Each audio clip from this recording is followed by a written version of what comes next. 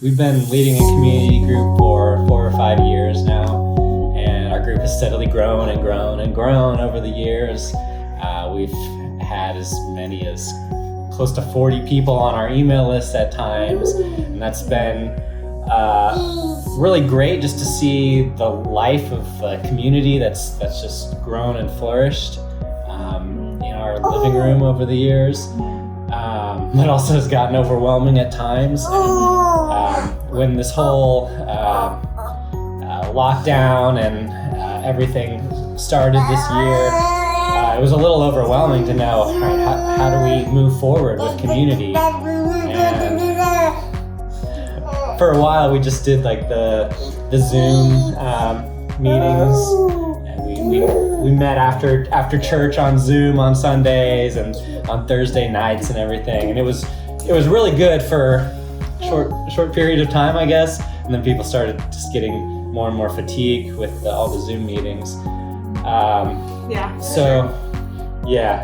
And then so over the summer we decided to start meeting again in small groups. So we split into basically 4 micro groups of around 6 to 10 people.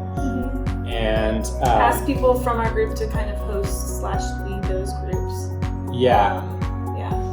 And so it was a big ask for some of these people to kind of step up in ways of growing in leadership and taking on more responsibility in this way.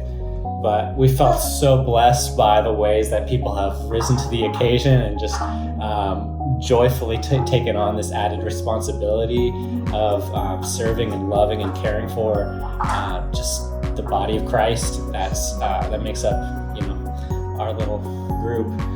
And people have responded really positively to just the ability to meet together in person with each other.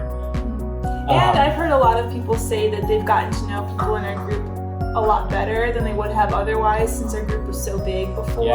Being in smaller subgroups now, they're forming new closer relationships, which has been really encouraging to hear. Definitely. I think overall our just average group attendance is way up. People are really engaging with this format and these smaller groups, and just the opportunity to have community in the midst of a really isolating season for many. I think this has really given us a good vision for what healthy group sizes should be, and I think this kind of small group setting has been really conducive to just going deeper and building those kind of discipleship relationships with one another. And this is something that we want to see continued growth in, continued kind of pressing in and learning how to do a better job of holding one another accountable when we say, I'm just struggling with this sin or this issue, and to actually be consistent and just constant presence in one another's lives, and encouraging and pushing each other closer to God. And I think also in these smaller groups, it's given us a great context to be better at welcoming new people into the group and inviting them in, and actually getting to know new people.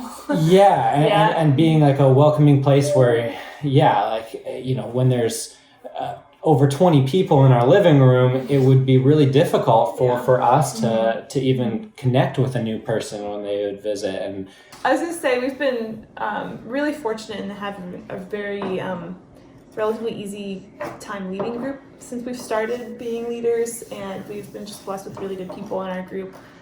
And this is probably the first year where it's felt really hard and had some feelings of burnout. And I think the fact that the rest of the people in our group, especially those hosting this micro groups, have kind of just expressed their own pleasure in leading, that's been a huge relief for us to know they don't just feel obligated. They're doing this as a way to serve us and to love other people well, and they're feeling the benefit of that too. So Yeah. that's been cool too. But it's still been a hard year. I don't want to sugarcoat it and be like, Yeah. oh, it's all perfect and like we've handled this great. And it's like, no, it's still been really hard.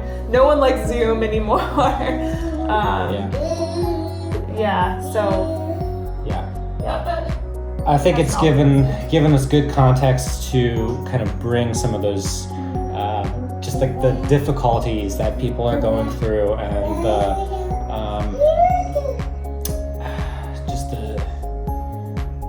all the struggles and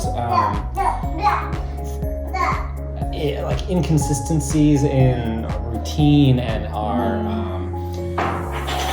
even the life of the church.